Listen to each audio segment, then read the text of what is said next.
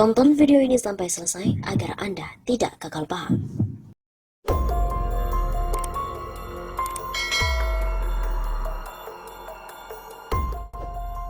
Masih mampukah Presiden? Ada berita Presiden Brazil, Jair Bolsonaro, dinilai tak becus menangani masalah kenegaraan khususnya wabah corona. Maka publik kecewa dan angkatan bersenjata mengambil langkah dengan mengangkat Jenderal Walter Braga Neto sebagai Presiden Operasional. Bolsonaro dianggap tak mampu mengatasi krisis wabah dengan efektif. Kini posisinya hanya menjadi raja tanpa kekuasaan. Keputusannya tak didengar termasuk oleh angkatan bersenjata.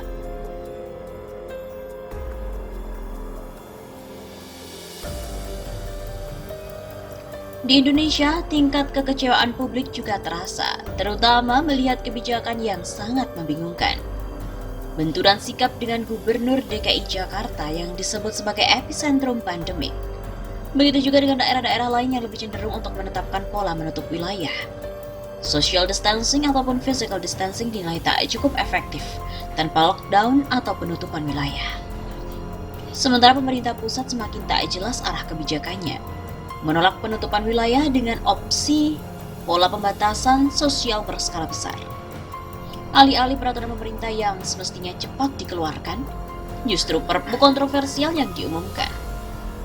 Perpu nomor 1 tahun 2020 mendorong pemerintahan semakin otoriter dan membuka peluang korupsi. Koordinasi Presiden dengan para menteri tampaknya juga kurang bagus. Ada menteri yang luar biasa dominan, sedang yang lainnya nyaris tak didengar. Baik kebijakan maupun perannya, stay at home atau work from home mungkin. Bagi rakyat, cara seperti ini tentu tidak akan memadai. Dibutuhkan arahan yang cepat, pasti dan terukur karena fakta di lapangan korban terus berjatuhan. Juru bicara pemerintah belepotan dan tidak satu komando. Menkes bilang jubir salah persepsi soal orang miskin penular penyakit. Bantah-membantah pun terjadi. Fajrul diklarifikasi Pratikno. Sementara Menteri Yasona diluruskan oleh Menko Mahfud. Menko Luhut buat masalah dengan Said Didu. Faisal Basri menyebut Luhut lebih berbahaya dari virus corona. Presiden tak jelas arahan. Pidato soal darurat sipil diserang habis-habisan. Janji bebas cicilan setahun berbenturan dengan kepentingan perbankan ataupun dengan lembaga keuangan termasuk dengan perusahaan leasing.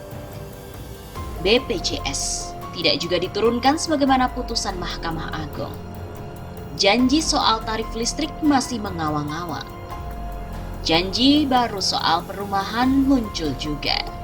Namun semua itu dalam posisi wibawa rendah dan kepercayaan publik yang merosot tajam. Hanya memang ini negara Indonesia, bukan sebagaimana Brasilia. Elemen negara dan mungkin rakyat memiliki tingkat kesabaran dan toleransi yang cukup tinggi. Masih saling menghormati dan juga menghargai, menjaga kondusivitas dan juga stabilitas.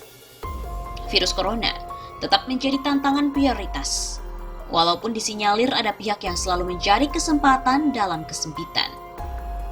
Presiden harusnya tampil untuk menunjukkan kinerja yang prima, koreksi penampilan lama yang lambat, bimbang serta dominan pencitraan. Saatnya serius menyingsingkan lengan baju untuk kerja dan kerja.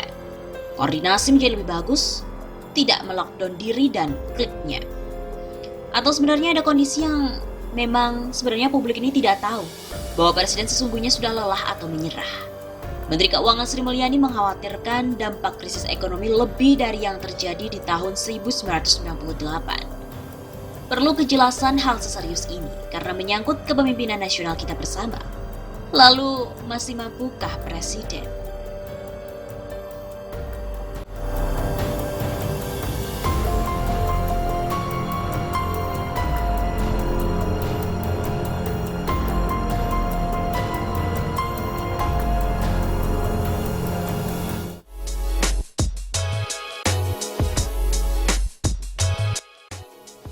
Silakan, Jokowi lockdown, mundur dari jabatan presiden jika ia tak berani tegas.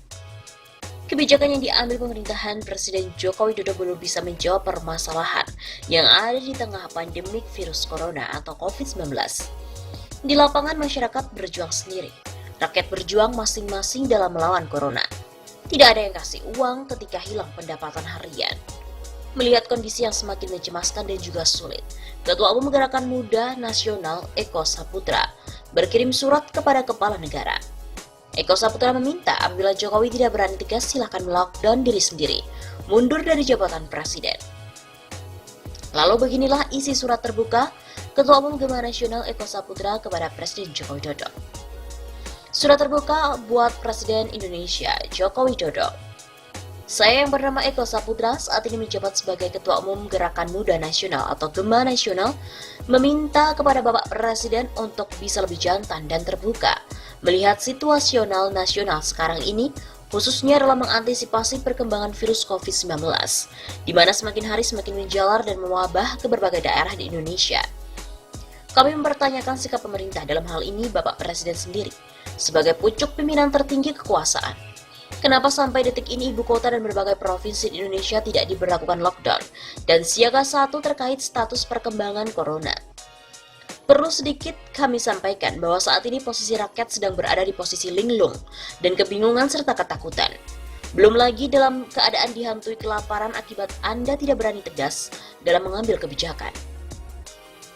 Seharusnya, Bapak bisa berembuk dengan seluruh menteri di bawah Bapak, khususnya Menteri Keuangan, untuk membahas permasalahan hari ini.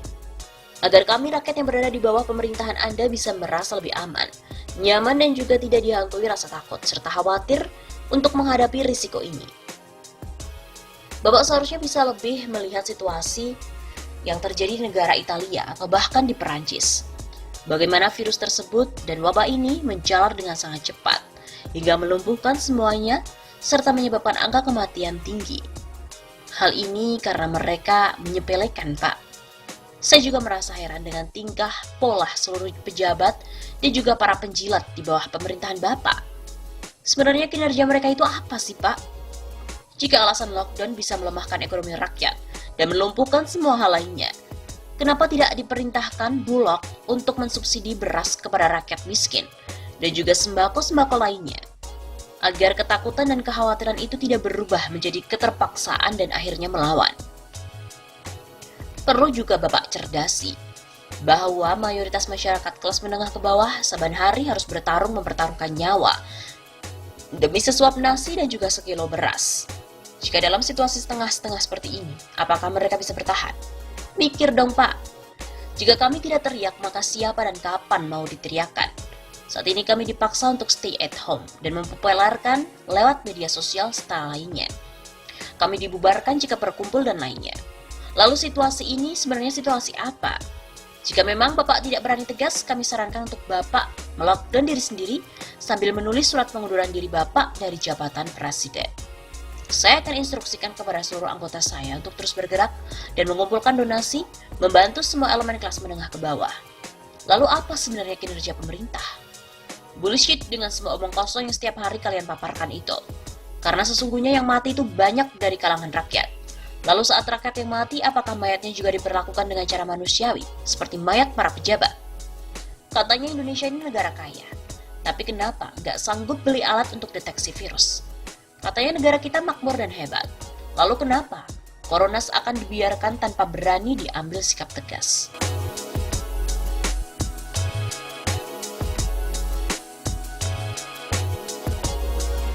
Kekuasaan Presiden Joko Widodo terancam.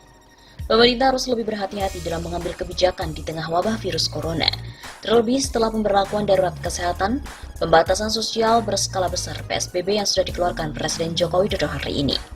Salah satu yang harus diwaspadai adalah wacana penerapan darurat sipil. Menurut Direktur Eksekutif Center for Social Political, Economic and Law Studies, Obaidillah Badrun, narasi tersebut seakan memiliki makna bahwa Presiden Jokowi telah kehilangan dukungan dari parlemen. Dari analisis narasi di area publik, Jokowi sudah mulai ada indikasi kehilangan dukungan parlemen. Buktinya dari pernyataan mayoritas elit DPR RI menginginkan karantina wilayah. Bahkan Ketua MPR Bambang Susatyo yang dari Golkar dan anggota DPR RI dari fraksi PDIP Masinton Pasaribu juga menginginkan karantina wilayah. Begitu kata Obaidillah Badrun pada hari Selasa 31 Maret. Namun di tengah penolakan, Presiden Jokowi masih bersikukuh menyiapkan opsi darurat sipil bila kondisi sudah tak memungkinkan, atau dalam istilah yang dipakai Presiden abnormal. Mengapa Jokowi menolak usul partai pendukungnya sendiri? Jokowi kini terjebak oleh imajinasinya tentang infrastruktur. Ia mengedepankan pembangunan infrastruktur jalan terus daripada menolong nyawa rakyat yang terus berjatuhan. Begitu kata Ubaidillah. Melihat kecenderungan Presiden, analis sosial politik UNJ Universitas Negeri Jakarta ini menilai cara berpikir Jokowi bukanlah seorang negarawan. Itu bukan cara berpikir negarawan. Dalam situasi saat ini yang dibutuhkan Indonesia adalah negarawan. Darurat sipil itu langkah yang keliru. Saya meyakini mayoritas anggota DPR RI menolak keputusan darurat sipil. Dan ini artinya dengan darurat sipil, kekuasaan Jokowi terancam. Pungkasnya.